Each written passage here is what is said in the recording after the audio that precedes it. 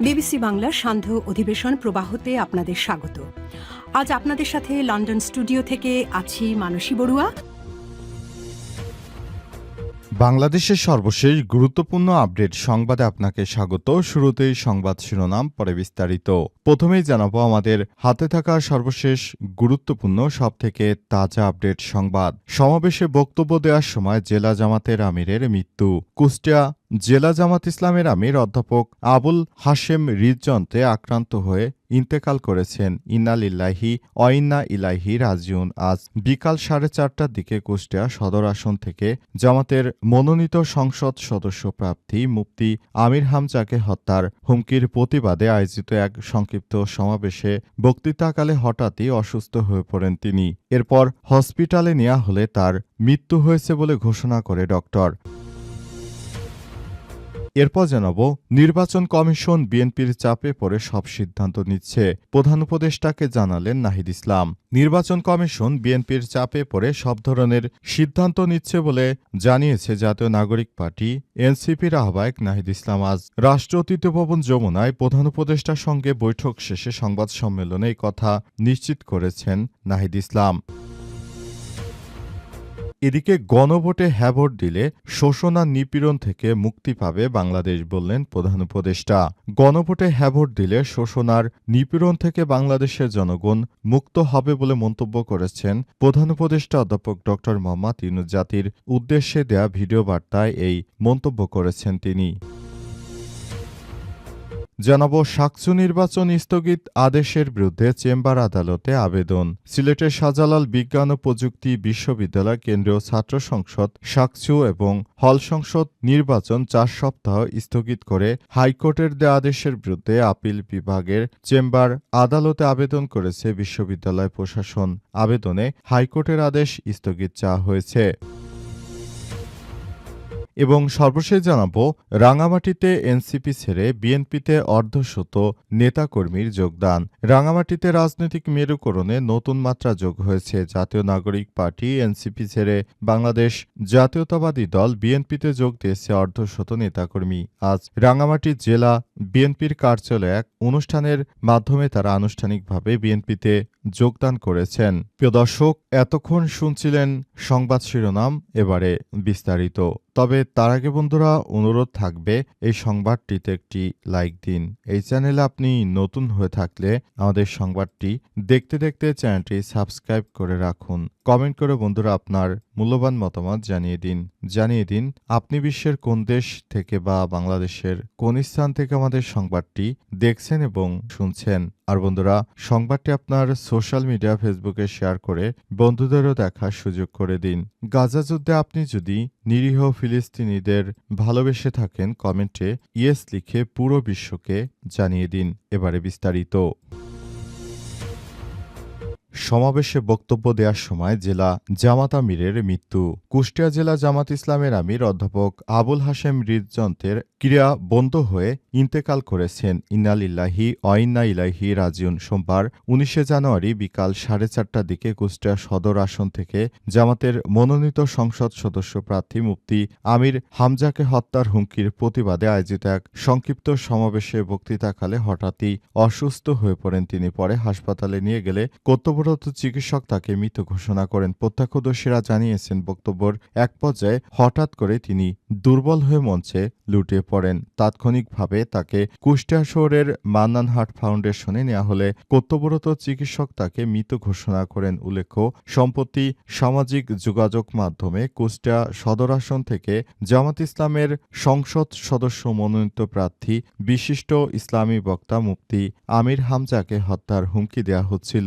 এর প্রতিবাদে কুষ্টিয়া জেলা জামাতের উদ্যোগে সোমবার একটি বিক্ষোভ কর্মসূচির আয়োজন করা হয়। কর্মসূচির অংশ হিসেবে কুষ্টিয়া পৌরসভার বিজয় উল্লাহ চত্বর থেকে একটি বিক্ষোভ মিছিল বের করা হয়। মিছিলটি শহরের এনএস রোড প্রদক্ষিণ করে একতারার মোড়ে গিয়ে শেষ হয়। সেখানে অনুষ্ঠিত সংক্ষিপ্ত সমাবেশে সভাপতিত্ব ও বক্তব্য প্রদান করেছিলেন জেলা জামাতের আমির অধ্যাপক আবুল হাশেম। অধ্যাপক আবুল হাশেম পোরাদা ডিগ্রি কলেজের অধ্যাপক ছিলেন। তিনি দীর্ঘদিন ধরে ইসলামী আন্দোলন ও শিক্ষাক্ষেত্রে অনেক অবদান রেখেছেন। তার মতো একজন নেতা হারিয়ে বাংলাদেশ জামাত ইসলাম অনেকটা বেকায়দায় পড়েছে।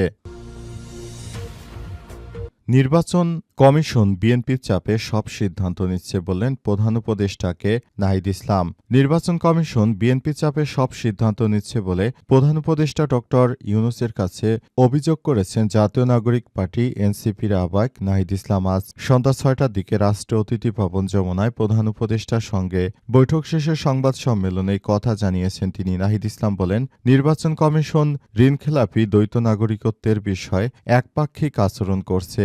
নির্বাচন কমিশন বিএনপির চাপে পড়ে আইনি অবস্থান থেকে সরে আসছে এবং সংস্কারের বিরুদ্ধে কাজ করছে।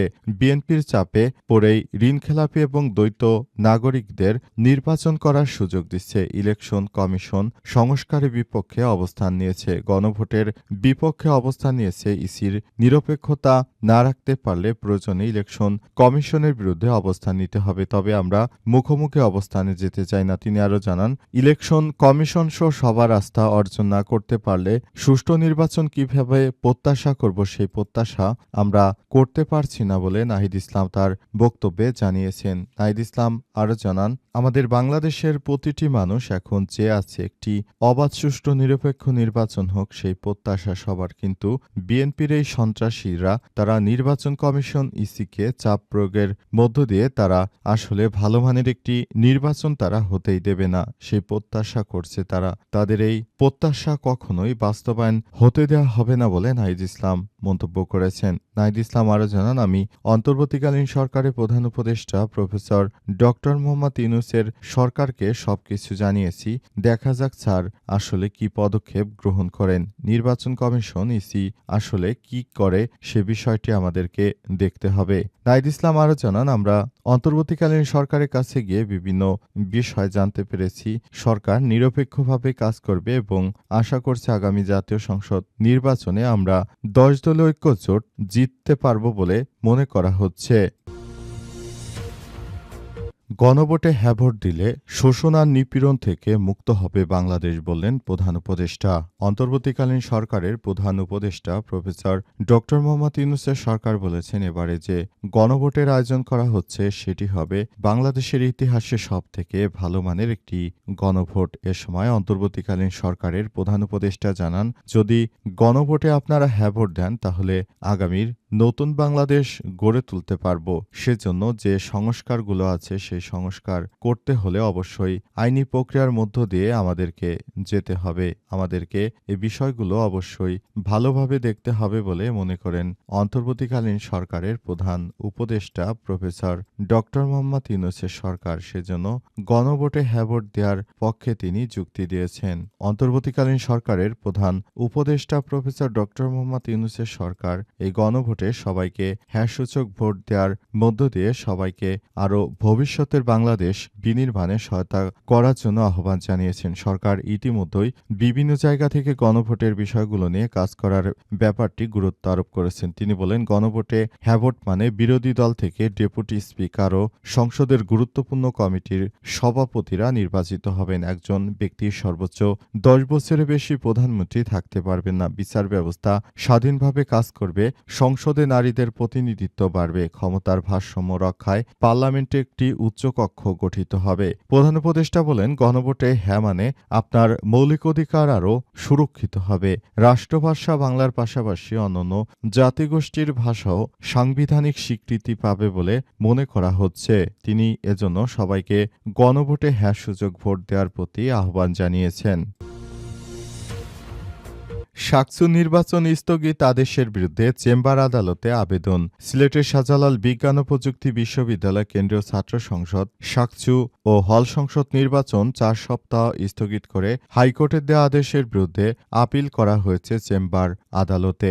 বিশ্ববিদ্যালয় প্রশাসন আবেদনে হাইকোর্টের আদেশ স্থগিত চাওয়া হয়েছে। আজ বিকেলে এই আবেদন করা হয়। সংশ্লিষ্ট আইনজীবী অ্যাডভোকেট মোহাম্মদ সাদ্দাম হোসেন গণমাধ্যমকে বিষয়টি নিশ্চিত করেন। তিনি বলেন, যথাসময়ে আবেদনের উপর শুনানি অনুষ্ঠিত হবে। এর আগে দুপুরে সিলেটের শাহজালাল বিজ্ঞান ও প্রযুক্তি বিশ্ববিদ্যালয় কেন্দ্রীয় ছাত্র সংসদ সাকসু ও সংসদ নির্বাচন 4 সপ্তাহের জন্য স্থগিত করে হাইকোর্ট। বিচারপতি ফাহমিদা কাদের ও বিচারপতি আসিফ হাসানের হাইকোর্ট বেঞ্চ এ আদেশ দেয়। আদালতে রিটের পক্ষে শুনানি করেন ব্যারিস্টার রুহুল কুদ্দুস কাজল, ব্যারিস্টার রাসনা ইমাম, ব্যারিস্টার মনিরুজ্জামান আসাদ, বিশ্ববিদ্যালয়ের পক্ষে শুনানি করেন অ্যাডভোকেট মোহাম্মদ হুসাইন লিপু। রাষ্ট্রপক্ষের ছিলেন অতিরিক্ত অ্যাটর্নি জেনারেল অনিক আর হক। রিটকারী আইনজীবী ব্যারিস্টার রাশনা ইমাম বলেছেন, জাতীয় নির্বাচনের আগে যদি ছাত্র সংসদ নির্বাচন হয় এবং আইনশৃঙ্খলা বাহিনীকে যদি তা নিয়ে ব্যস্ত হতে হয় তবে তার প্রভাব জাতীয় নির্বাচনে পড়বে।